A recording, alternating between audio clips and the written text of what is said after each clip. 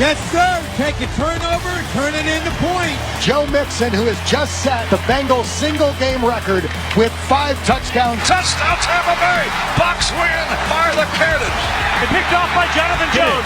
Into the end zone. One on the ground, one through the air. Austin Eckler. Mahomes rolls into the end zone. Touchdown. You can't knock this kid off his feet. Ken Walker scores his second touchdown. Tyreek Hill, flip it, baby. He's JJ. Travis Etienne touchdown, his second of the ball game. Third interception of the game for Aaron Rodgers. Wow. I want to go home, drink a beer. Hello and welcome to the NFL Power Rankings presented by Energizer. I'm Dan Hansis, joined by a very special guest this week, Steve Wyche, the conscience of NFL media. I'm so glad to be back. I mean, I think the special guest thing needs to, I'm a regular now. You are. It's, you know what? Your family family on ATN, and now on the Power Rankings podcast. Connie's not here because Colleen Wolfe is in Germany, ostensibly working. I don't know. Right now, it just seems like she's having a great time. Not jealous, not upset about it. It is what it is. It is what it is. She'll come back with stories for you so you can live vicariously. Oh, that's great. Stories are always better than lived-in human experiences. The Power Rankings, I want to say before we get into the first quadrant, Steve, I've noticed in a week where the Bills went down and we had a shift at the top of the Power Rankings, I've noticed I've put some distance between the other power rankings in the NFL media sphere. It feels like mine are just so much better now than all the other competitors that it's getting a little awkward almost. I haven't seen the other list, but you're clearly light years ahead. And here's what I said. What did I say to you when I first came in here? I really liked your list because you're battling of victories over last week versus projections moving forward. So balance. The depth. That you're putting Steve into gets it. Yeah, the depth. Why don't the people in my mentions get it though? Oh yeah, those are deep people. They're not the power standings, they're the power rankings. And speaking of Colleen Wolfe, she had a take from Germany, I'm being told, on the power rankings this week. I have not heard it, but let's check in with Connie Fox. Dan. What a weekend. The Jets, they did it. Oh, God, I'm just so happy. This is great. I mean, it's cool for the Jets in New York and all. And you, that's great. Congrats. But really for me, I'm happy for me and I'm happy for the Eagles because clear path to number 1 in the rankings and you really have no choice about it now. So I might not be there to hold you accountable, but I know that you'll do the right thing. And if not, even though I'm in Germany, the game's not until next Sunday, so I can fly home and egg your house or just send all of the clowns there. But I know that this is an easy choice for you. So this is great for all of us, a win-win. And she's a Philly girl, Steve. She would kick my ass if I do not put the Eagles number 1, so I will. The Philadelphia Eagles, let's look at the first quadrant here. Yes, they're undefeated, and just like everyone else, or a lot of people, I was drinking the Bills Kool-Aid that they were just a step ahead, but then they took a step back. So the Eagles, with no losses halfway through the season, are the number 1 team, followed by the Bills, who dropped 1 spot. We'll keep an eye on the Josh Allen elbow situation, Steve. The Chiefs at number 3, they stay there. The Cowboys stay at 4 on their bye week. I got the Ravens up 1 spot after a great showing on Monday night in New Orleans. The Niners on a bye go down a spot. Tough spot for them, but it is what it is. Vikings stay at 7 despite being 7-1, and the Titans, after that narrow loss in Arrowhead, stay at 8. I keep them there. Where do you want to start, Steve? Well, let's start at number 2. And you bring up a good point when it comes to the Bills. Okay, not only did they lose to the Jets, but the Josh Allen elbow thing. When you hear about ulnar nerve, that's a serious thing. I've known some people who've had surgery for that, and I mean it's really a tough battle you go through towards feeling, towards grip, and things like that. Kansas City, to me, I could see you sliding them up into flip-flopping those two teams. The Bills are still among the league's elite, but the Chiefs pulling out that type of effort against a team that has owned them over the past 4 years in Tennessee, I think that's an interesting, I thought about flip-flop, yes. I thought about it, and the Allen thing is so big because obviously if we get news between now and their next game, Allen did miss 4 games earlier in his career in a season with a similar elbow issue. So you hope, you almost hope, you hope he's fine. Right. But then it's as long as it's not we're not talking Tommy John surgery or anything like that, because that would be such a devastating situation for a Buffalo fan base. This still feels like the year. And I just thought with the Bills, the Jets match up well against them in terms of their defense and the way they can cover in the secondary. Of course, with Sauce Gardner leading the way, and the way they could get pressure without blitzing with their front four. So that is something that's like interesting looking forward in this division, with or without Josh Allen.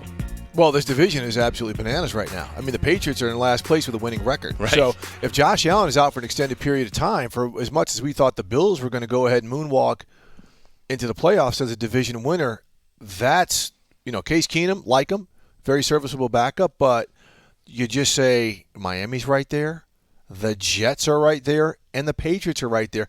It could end up being tough sledding for the Bills if Josh Allen is out for a while. We'll get to the Jets and Dolphins a little bit later, but yeah, let's talk a little bit about the Chiefs, or get into it a little bit more, because I thought that the game against Sunday, game on Sunday night was a gut check for them. At home, prime time. We know Mahomes' record in such situations. Ryan Tannehill scratch with the ankle, right. And yet they find themselves with their back against the wall.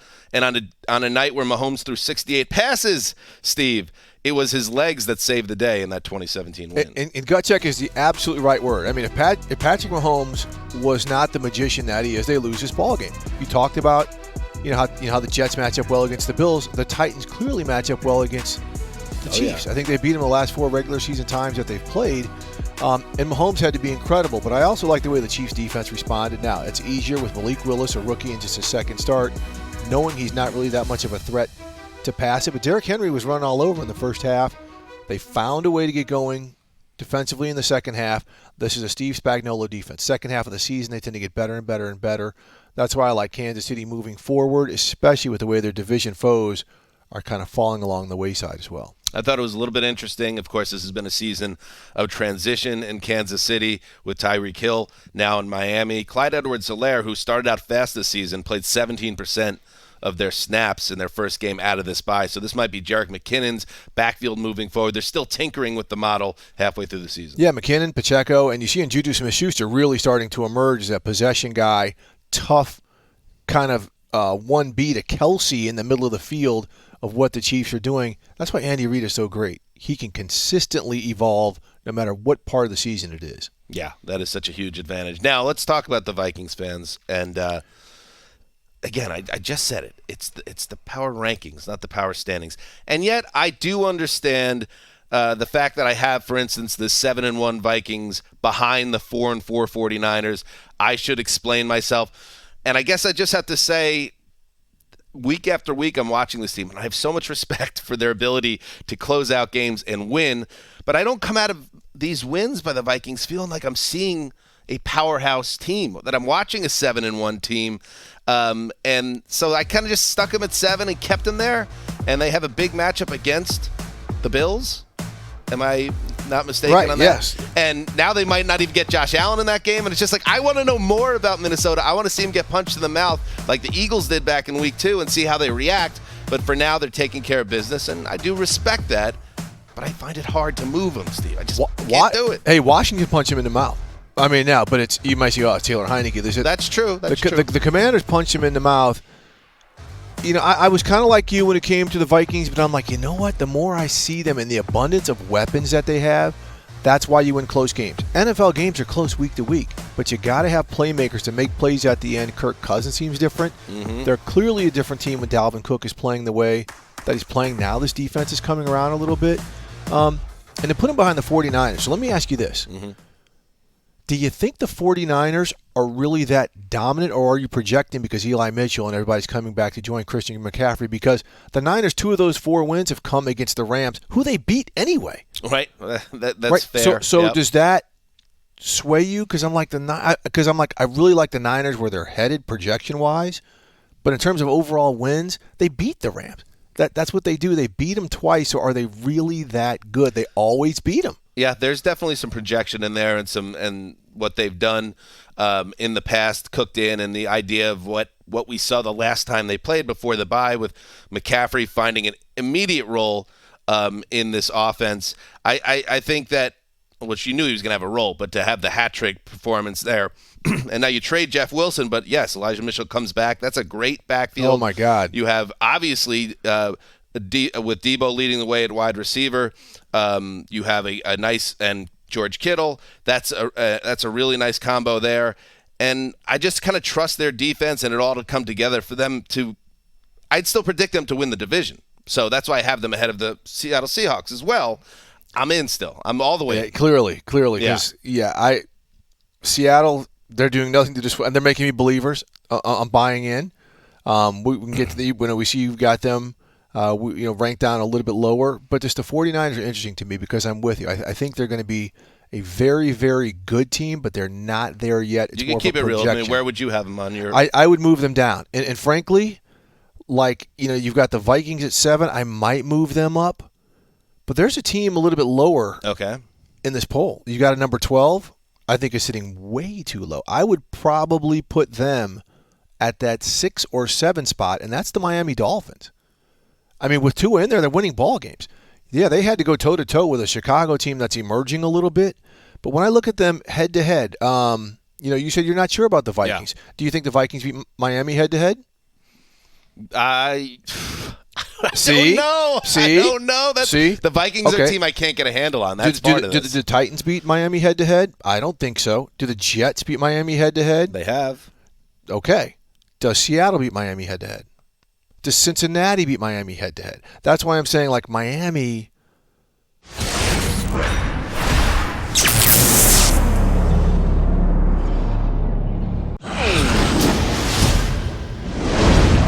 All right, let's take a look at the second quadrant that features the Dolphins. We have the Jets at number 9 up 5 spots after beating the Bills. Seahawks at number 10. The Bengals at 11. Then the Dolphins stay at 12 after their narrow win over the Bears. Giants on their bye, 13. Patriots at 14. Chargers up 1 to 15. And the Bucs sneak back into the first half of the league in the power rankings with their narrow win. They're at 16.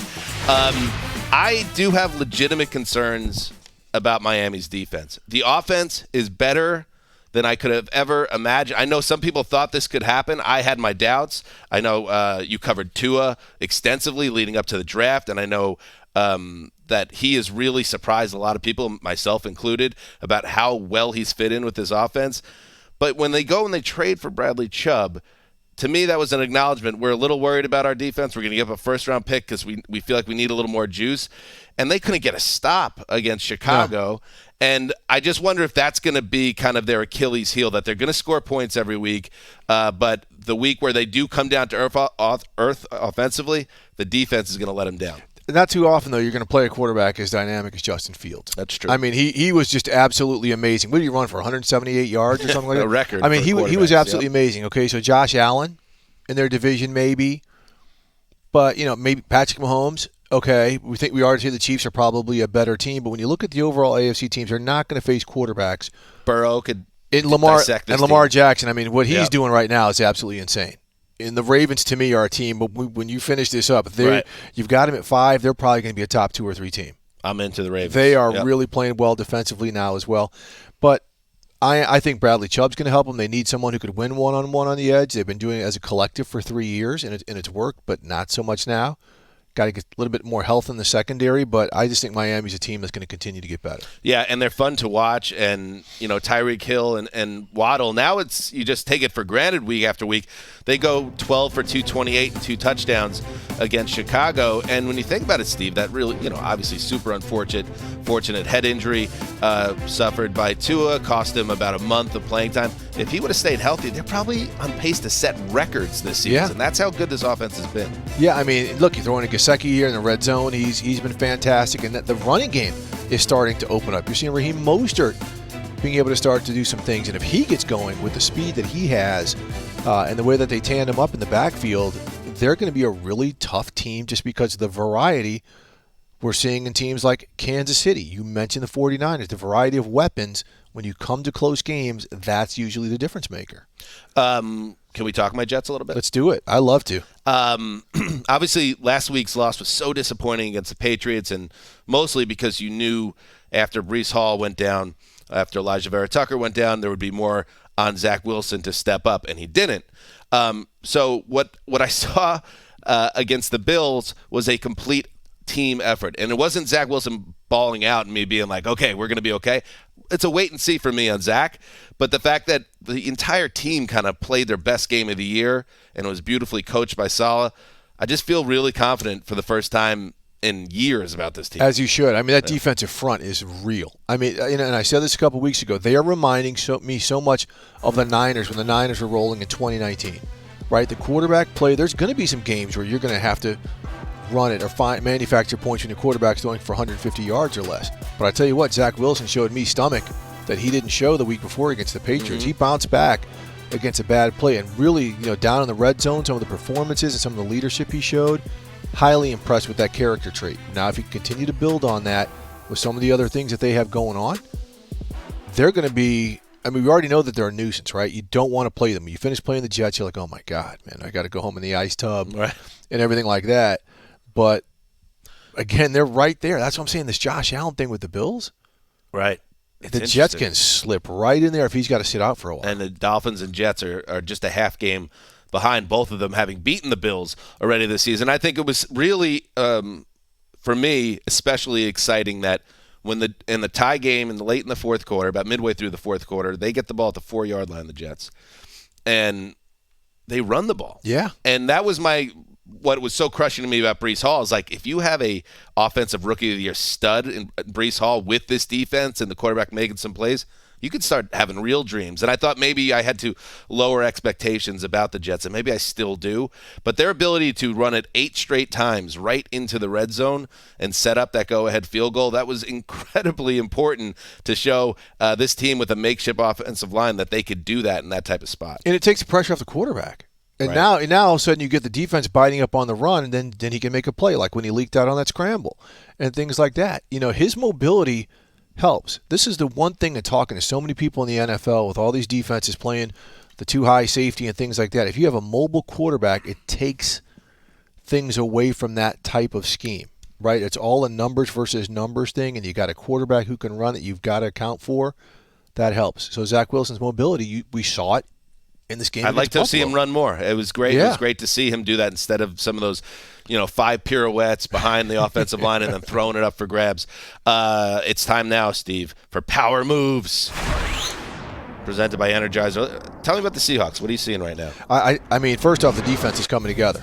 I mean, when this guy here, Tyler Lockett, my God, Geno and Tyler have a good relationship. Now we're seeing Uchenna and Nwosu, the USC guy who couldn't get into the rotation as a pass rusher with the Chargers because they had Melvin Ingram and they had Joey Bosa. He was an occasional guy. 7 sacks now, right? They're starting to overwhelm quarterbacks, and you put them in passing situations.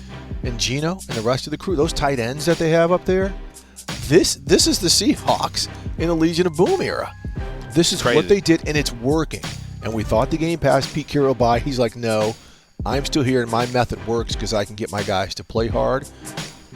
I know you said you like the Niners to win the division, as did I, but the Seattle Seahawks are not going to make it easy the way they're playing and the confidence that they're building. And, it's shocking to me still, but I'm starting to process a world where Geno Smith is actually a legit QB1. What a great story. It's an amazing story. I want to see how it plays out because I find him to be a charismatic dude also, and he likes to talk, and I feel like this is going to be a nice adventure. No matter how it ends, I think we're going to get a lot of good content out of Geno in terms of entertainment value. But he can't sleep on, even when he has his issues, which have been very few bumps in the road this year, but he throws that pick 6, he's right back at it. And he throws the game-winning touchdown pass. And I just think that the Seahawks team is so balanced. And a month ago, they were on a historically bad pace defensively, and Pete took care of that. I mean, I think that's – and the players, yeah, honestly. Pete and Clint Hurt, and Kenneth Walker to run the ball, too. I mean, again, they're playing like they were back in the early teens. So they're your NFC West champion. I still like the Niners. I do. When they get Debo and they get back to full strength, Al Shahir's coming back on defensive linebacker to add to already great linebacker group. If they can get healthy and stay healthy, I like them. But Seattle's a playoff team. Okay, they are a playoff team. Maybe not the division winner, but they're a playoff team. All right, we're just getting started here on the Power Ranking Show. We've done the first 2 quadrants. Now we talk about the back half of the league where it gets a little messy, Steve, but still fun to talk about for us at least. Clean up on aisle 7. Coming up next.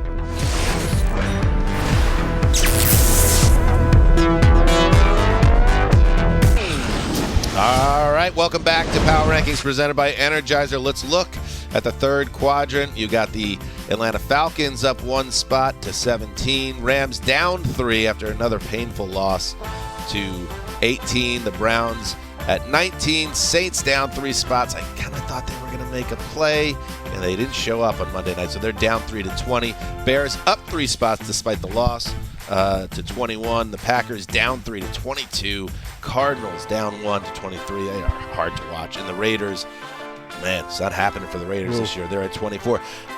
Steve, we were talking about during the break just now. It's been, for me anyway, destabilizing as a fan experience for the NFL to have the Bucs at 16, to have the Rams at 18, to have the Packers at 22.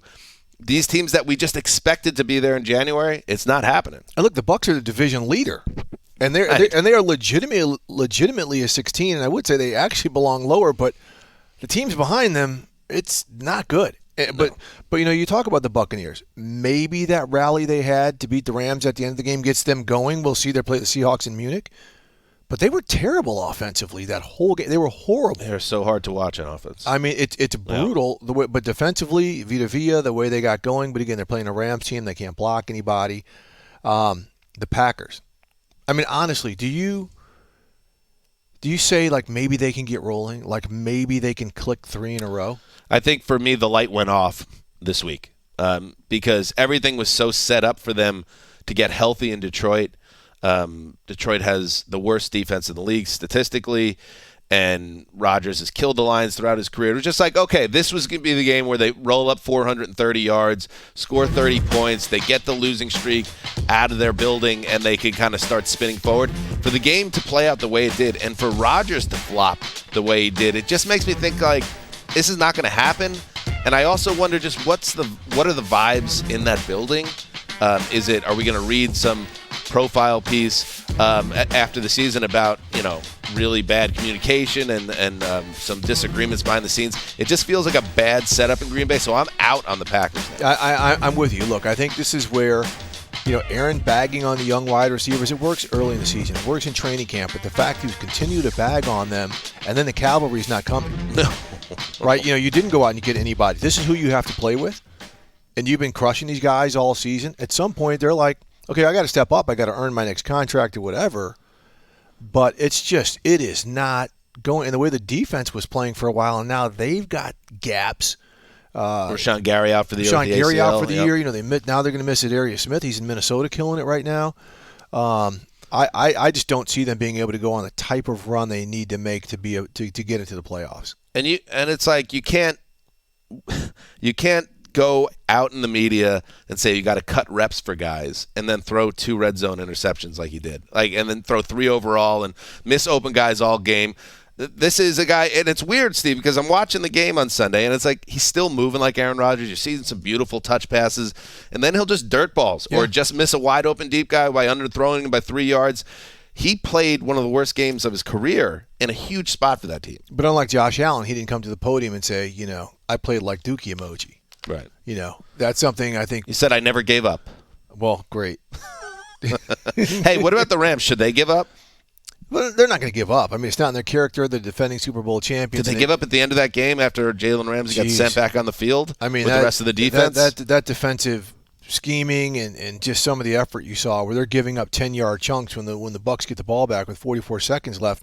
Like, what are you doing? Like, you guys have stonewalled them all game, and you're giving 12 an opportunity? We've seen this before. Look at this. Mm-hmm. I mean, Cade Otton was wide open. Too easy. And then you allow him to get up and get even additional yards. Now you're not protecting the sideline, so they're getting out of bounds. You're playing 20 yards off of them. Then you get the DPI, which is a legit DPI. And then you play the run. They're playing the run.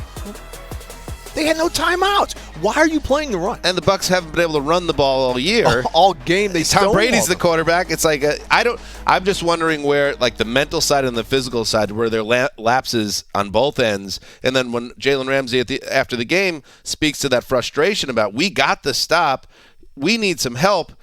Again, that's another team where you wonder what's going on in the locker room at this point, what's going on behind the scenes, because this is the defending Super Bowl champion that week after week is getting pantsed. And you say to yourself, okay, they're going to show that medal of the defending champion. Like, we're seeing the Bengals who took the L, they're starting to find themselves. Right? Despite all their offensive line issues, which the Rams have, despite some defensive lapses, which the Rams have had, they're finding themselves. Whereas the Rams seem to be coming apart. I mean, this was an incredible opportunity. They had 8 3-and-outs. Bobby Wagner blocks a field goal in the middle of the field where you can open up your offense, and they go 3-and-out. I mean, it is painful. It's not 3 yards in a cloud of dust. It is 1 yard in a cloud of nothing because there's no physicality involved. And they're going to screen you to death because they're not trying anything downfield because they figure that Matt Stafford's not going to get protected, which he didn't. You can't block it up. Vita Vea looked like the greatest player in the world in that game.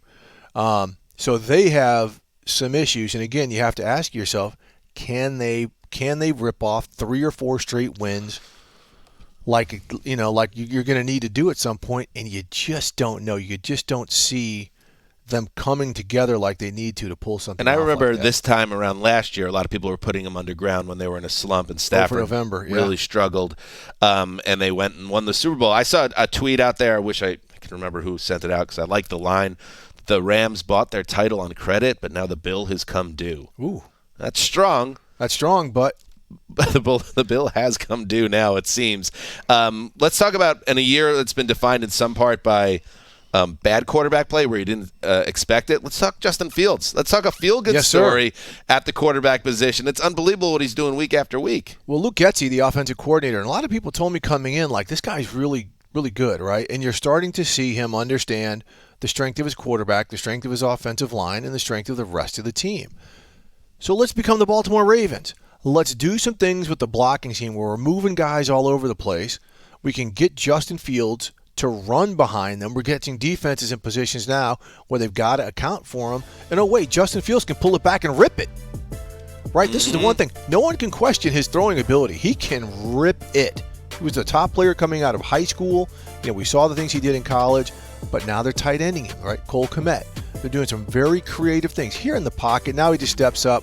Boom. Look at the strength right here. Slips a tackle, slips a tackle, slips a tackle, speed. Gone. Look at that. I mean, the acceleration is insane.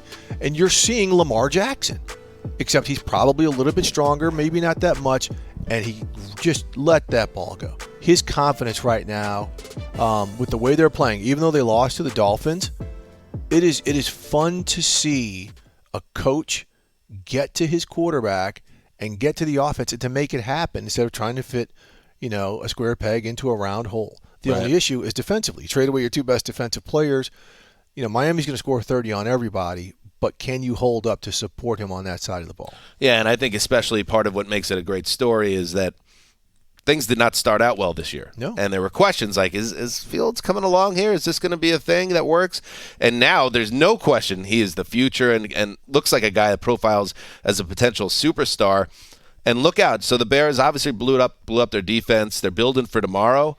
But if they have a nice offseason, they can get good real quick. I'm talking maybe not, but maybe they're a fly in the ointment for teams this year. But watch out in that division next year if they make the right moves because Fields, you could build around this dude. Look what's happening in Miami. If you bring in the right coach, he works with the quarterback, you get him going, you fix the pieces on defense because you've got some ability to do so. I completely agree with you. Let's talk Raiders real quick just because it's just a wild scene. Bad. I don't know. I'm sure you saw it. Derek Carr, his comments after the game, he gave the old, there are things I want to say to you right now, but I can't say to you. I need to talk inside. Devontae Adams had him. All right. What are your vibes about this team? Because blowing 3 17-point leads in one season, and it's not even close to Thanksgiving. Did you see the stat? They had 5 in the history of the organization blowing 3 17-point leads, and 3 this year. Here's all I have to say, and I want people to process this. Last year, with everything they went through, injuries, John Gruden getting fired, coaching change, they showed they had the guts to overcome adversity. They showed they had the talent to win ball games. They were a playoff team last year after everything could not have looked more of just a 5-alarm fire. The nucleus of the team is the same, and you add Davante Adams, who's not a disruptive guy. Okay, so to me, the players have the mental fortitude to be able to get through this. So whatever Josh McDaniels and that staff has done, be it schematic tweaks or whatever, the way they're calling a ball game, that's the issue. And Davante Adams came out and said, look how aggressive we were in the first half. Then we call a different game in the second half, and you saw what happened. So now you've got the players not trusting in what's going on. This, the old saying, don't ever say it can't get worse because it always can. Right. I mean, we can ask the Indianapolis Colts that. And I can understand Adams specifically, his frustration, because I think he was 7 for 126 and 2 in the first half, and then he had 1 catch for 0 yards in the second. That said, you could say schematics and all that, but if you watch the game, which I know you did, Steve, Carr missed. He missed so many throws in those last 2 quarters, including several to Davante Adams. It would have been a totally different game. And that's part of this too. And I'm just wondering, and you're as plugged in as anyone, Steve, is there anything, whispers out there? We've heard Josh is running late for his press conference because he has to meet with the owner twice now. Yep. Do you think there's a hot seat here? Nope. Okay. Nope. There's no way Mark's going to do that quickly. He'll let McDaniels change up this roster and do whatever he has to do on the coaching staff if he's going to do anything before he blows him out. What about at the quarterback position? I can't see it, but you never know. You never know. Here's the other just think in the offseason, there's going to be a lot more teams needing quarterbacks than there were this year, and we saw the type of movement because, Brady's probably really going to retire. Maybe Aaron Rodgers steps away. So there's going to be some more teams involved. Who knows who they could even get with that salary cap situation they have because of contracts to Davante Adams. You know who's enjoying this a little bit probably? Rich Bisaccia. Remember Rich Bisaccia? Well, yeah. How's that working out in Green Bay for him though? Well, I don't think he's enjoying a whole lot right now. Well, maybe he's not enjoying anything at all. No. Is anyone enjoying anything in this NFL season?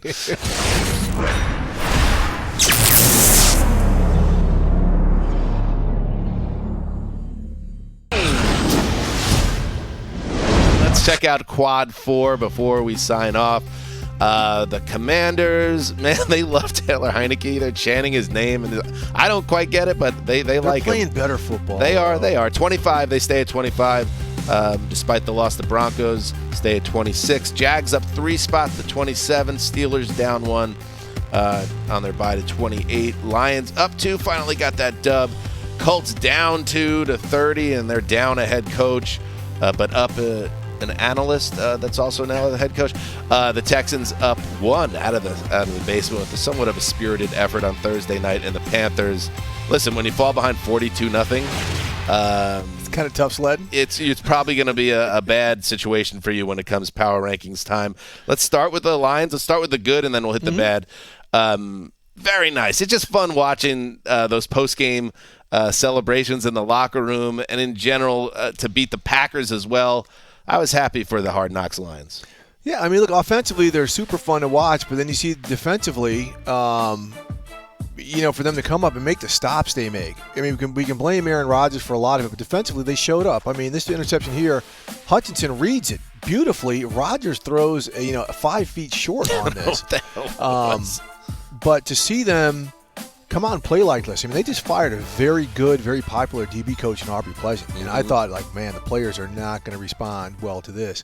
And for them to give that type of effort in this opponent, you love to see it. Again, you just don't know if they can win 2 games here, lose 1, win 3 games there the rest of the way. I'd like to see the springboard, because one thing that would kind of depress me, because Connie and I did the Hard Knocks podcast and in general followed this team, and I just would like them to get to a point where the season ends similar to last year at this point, where they win about half their games, they're competitive, and then we're not talking in January on Black Monday about, is Dan Campbell going to survive?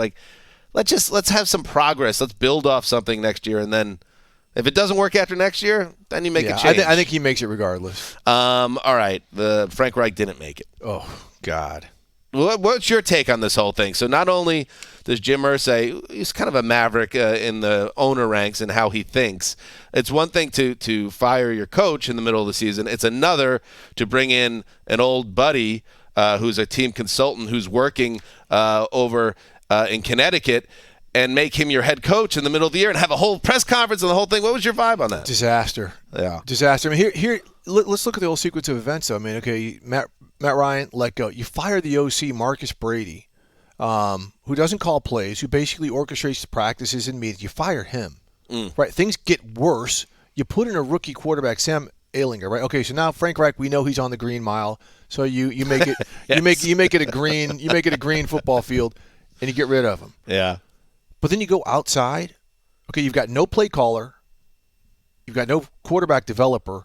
Oh, and then you say we're going to play the rookie still? We're still going to play him instead of Nick Foles or somebody. Well, we've got nobody. You bring in Jeff Saturday, who I love. I mean, I know Jeff personally. I love him. This is nothing on him. The opportunity was there. He's like, okay, I'll help you get to the first pick next year. Because to me, that's what it looks like is going on. How do you think John Fox and Gus Bradley and anyone in that building feels right now? Like, what? I mean, the wheels are falling off. Okay, we can see you going outside the building, but bring in Jim Caldwell. Right, bring in somebody who can calm things down, who we all respect, who can call plays. Sure. But you go and get a former player. Oh, by the way, Reggie Wayne's on staff. You could have had him.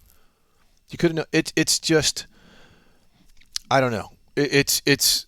I've seen a lot of crazy things in the NFL, and this is sliding into the top 3 or 4. Yeah, it is. There is that kind of like Al Davis type renegade vibe going on here. Like, I'm not going to do what everyone else does, and I need somebody I could trust in this very vulnerable moment for the organization. But you're right. There are a lot of good, successful men on that coaching staff that have to be like, I got to get the hell out of here. Oh, yeah. And there's still, half a season to go. And, oh, by the way, they have, 3 wins? They're not completely out of it in that division. But then the worst part is when they say, you have to play Ehlinger, the quarterback, and you feel bad for him now because he's got no one there to develop him. You've got no one. He is being put in a situation that's going to be absolutely tough for him. Play Nick Foles. Just go ahead and let him at least try to bring some stability to an offense, which right now, I just, they're not playing well anyway. But you're putting this young guy in a horrible, horrible position. It has just got to be so dispiriting in that locker room and in that building. I don't know what Jim Irsay is doing other than maybe pacifying his own feelings. So now we have an owner being hands-on in football decisions. Very strange times in Indianapolis and really in the whole of the NFL. It's been a very kind of bizarre season. Hell, my Jets are in the top 10 of the power rankings. What should that tell you about the unreal nature of this season? Steve, you said it all, and you once again have pinch hit for Colleen and we're talking 580 feet, 590, left center field bleachers. Yeah, no. Bunt singles, baby. That's all I'm trying to do. Small ball. But I love your list. No bagging on your list. You're the man. Colleen will be back next week. Thank you for listening and watching along. Heed the call.